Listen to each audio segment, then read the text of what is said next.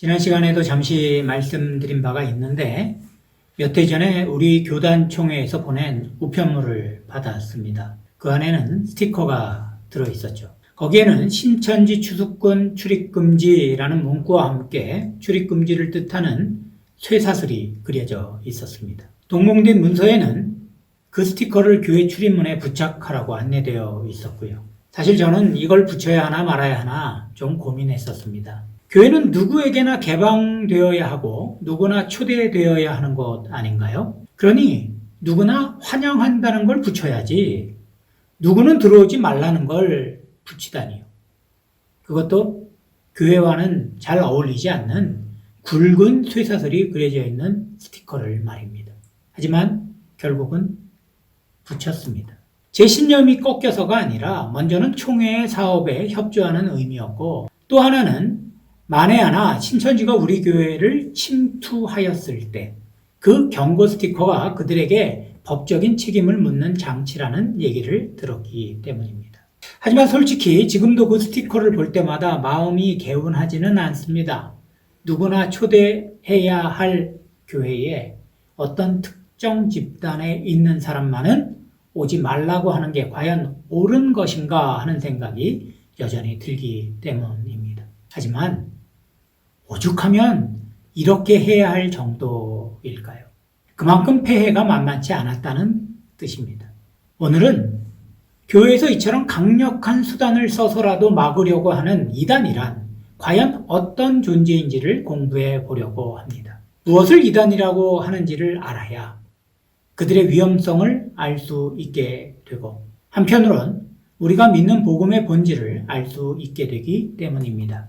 사실 이단을 추정하는 사람들을 살펴보면 그들 대부분은 정통이라고 불리는 교회를 다녔던 사람들입니다. 역사적으로도 초대교회 때부터 그랬습니다. 신앙에 대해 관심이 있고 열심을 냈던 사람들이었죠.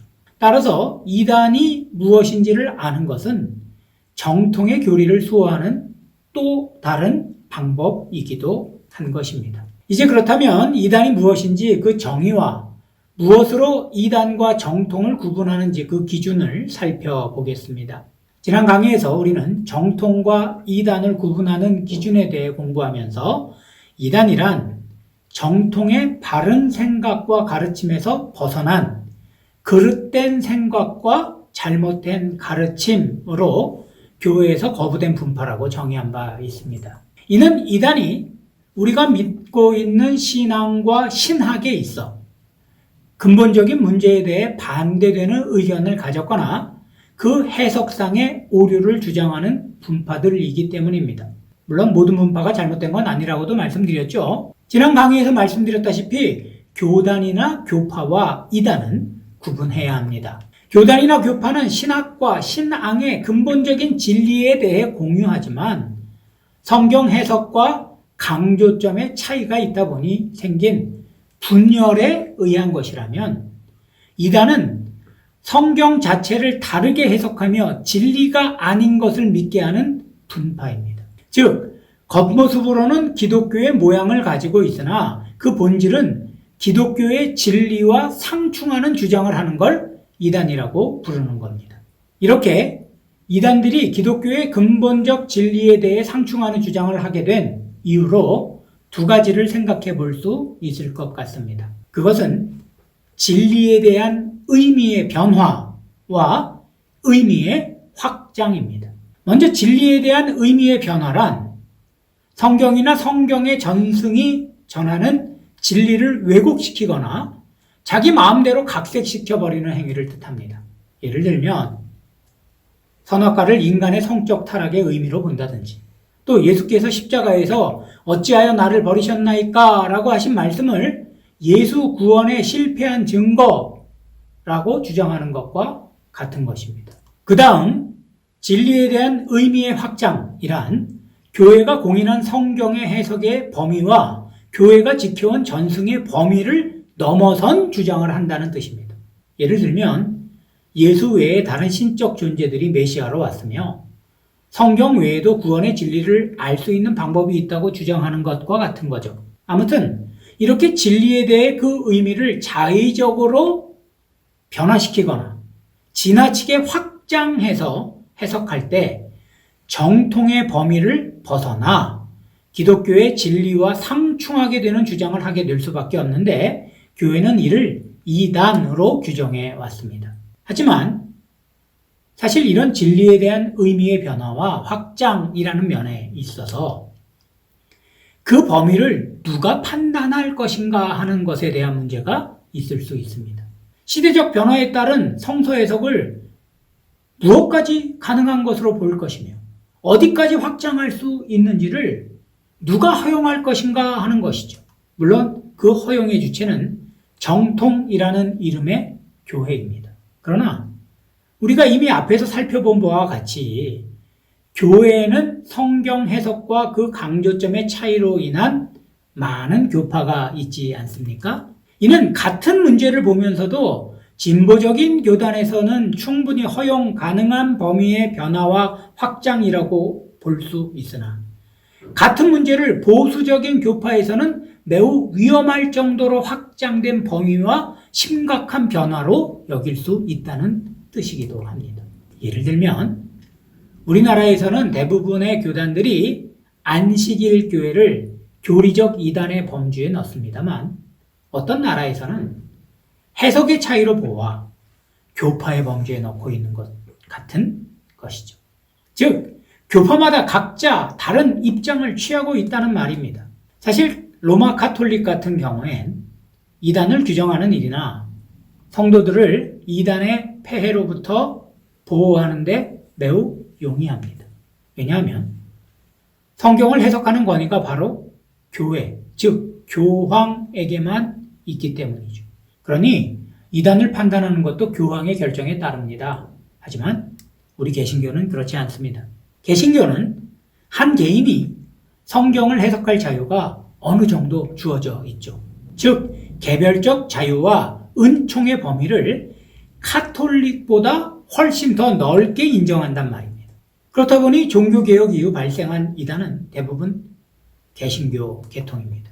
하지만 이런 개인적 자유와 은총의 범위를 넓게 인정하는 것이 반드시 나쁜 것만은 아닙니다. 왜냐하면 신앙이란 결국 하나님과 한 개인의 관계이기 때문이죠. 적절한 비유인지는 모르겠습니다만 그래서 저는 이걸 연애 결혼과 중매 결혼으로 비교하곤 합니다. 중매 결혼이나 연애 결혼이나 똑같은 결혼인 것처럼 천주교나 개신교 모두 구원받는 데는 차이가 없다고 봅니다.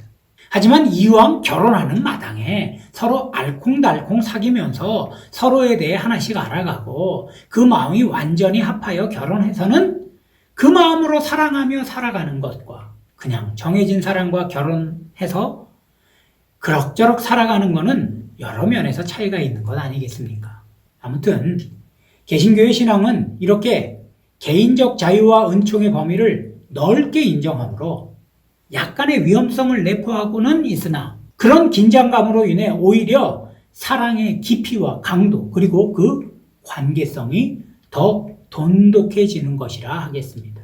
하지만 이 약간의 위험성 역시 약간이라도 위험하긴 한 거죠.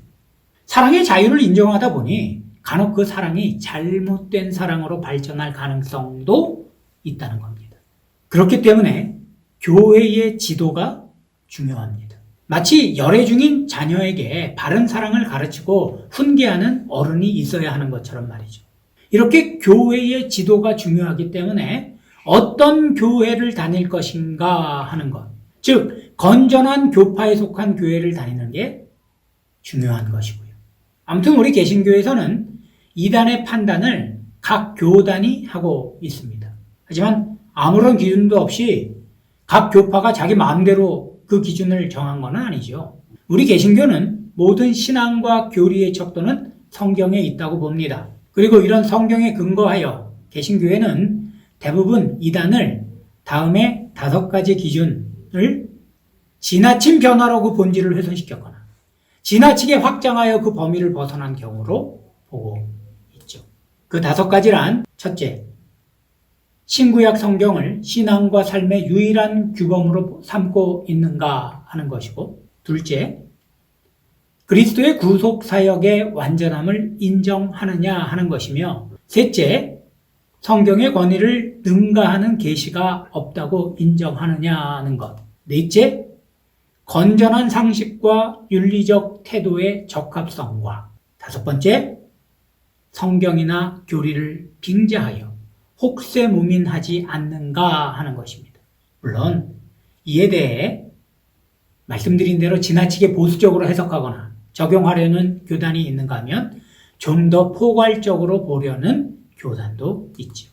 하지만 대부분의 경우 이단이라고 정리된 분파에 대해 별 이견이 없는 걸 보면 그렇게 크게 염려할 정도는 아니라고 봅니다. 정리하면 이단은 진리에 대한 의미를 지나치게 변화시켰거나 확장한 분파입니다. 그러므로 우리는 진리의 범위 안에서 믿음에 굳게 세워지도록 성경을 더 열심히 공부해야 하겠습니다. 오늘 강의는 여기서 마치겠습니다.